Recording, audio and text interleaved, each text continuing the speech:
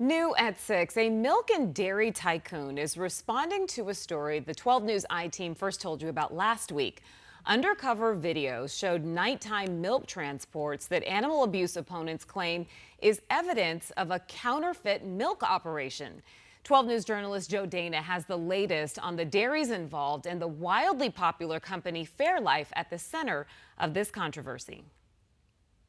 Look, people who buy Fairlife milk and protein drinks believe the milk is sourced from dairies with a higher standard of care. After all, it is in the name, Fairlife. As we reported, a class action lawsuit alleges two mega dairies here in Arizona that source the Coca-Cola brand Fairlife were secretly video recorded last year over a 3-month period. Among the allegations, workers violently handling newborn calves, injuring them, housing that's poorly constructed, causing cows to break their limbs and tear ligaments, and a lack of veterinary care, and pollution of a waterway.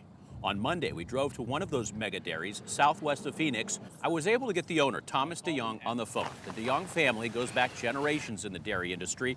Public records show the family owns dairies nationwide that supply milk to Fairlife, and at least one member of the family was on the Fairlife's board. Could you say something to us about the way that you treat the cows?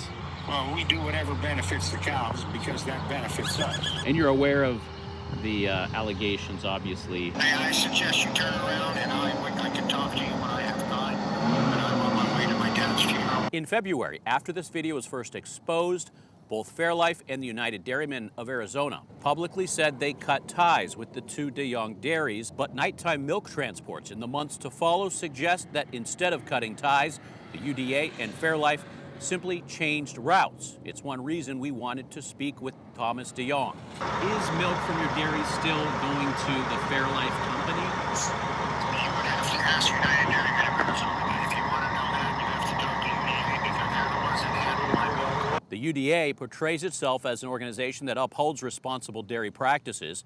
We have not received a response from them for comment. Meanwhile, the Arizona Department of Ag says their investigation of the Butterfield and Rainbow Valley dairies, prompted by the undercover video, is ongoing. We've been trying to get a hold of a representative from Fairlife. We've also repeatedly reached out to Fairlife. No response from the company. Their Goodyear processing plant opened in 2021. An attorney representing consumers who is familiar with Fairlife dairies says people have a right to hear from the company.